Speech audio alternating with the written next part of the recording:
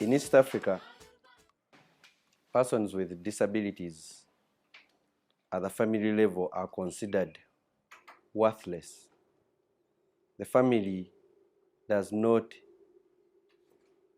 consider you of any importance. For example, in most African settings, agriculture is the source of livelihood. So if you're blind, if you're physically disabled, if you have a mental health challenge, they think you just can't participate in agriculture, so you are not worth anything. So they discriminate against you even if it is other open programs, let's say education. The family will think it will not get anything from you, so they will educate other children and they will leave you out. They will not even let you participate in ordinary day-to-day family activities, let's say housework, cooking, and so on, because they have some sympathy for you, which at the end of the day turns into discrimination.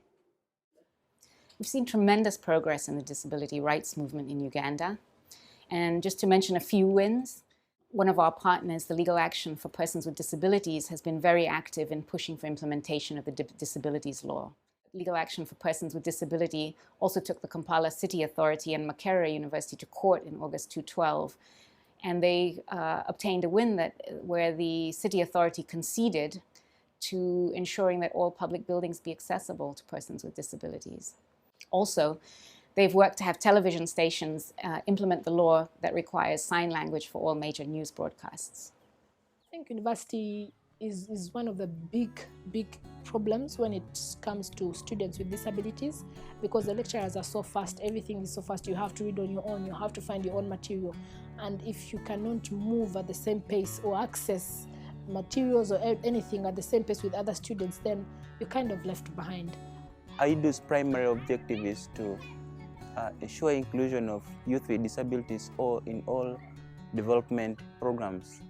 Access to Education program, it's an initiative of IDU, and with the funding support from Open Society Institute.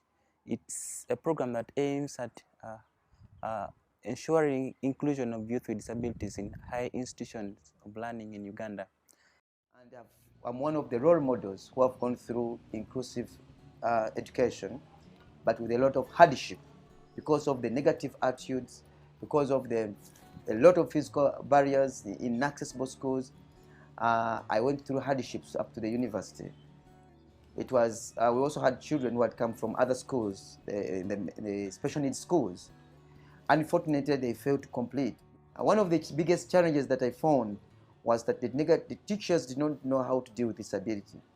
Sometimes we could have exams in upstairs. By the time I reached upstairs to carry me on the wheelchair, it was so difficult, and I could be tired and traumatized. So this could fail me to concentrate in my exams.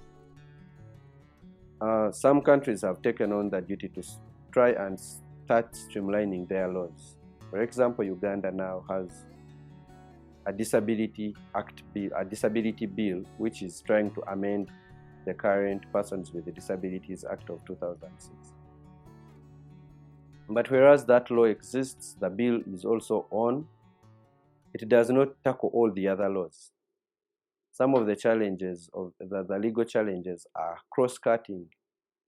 For example, the question of mental health challenge and the intellectual disability is cross-cutting. Even in the Constitution, they will say, if you have had a mental health challenge, you will lose your job. Even in the Public Service Act, the same provision. So there are several laws that need to be streamlined.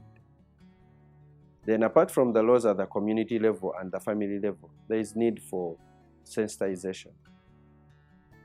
And that's even a bigger challenge.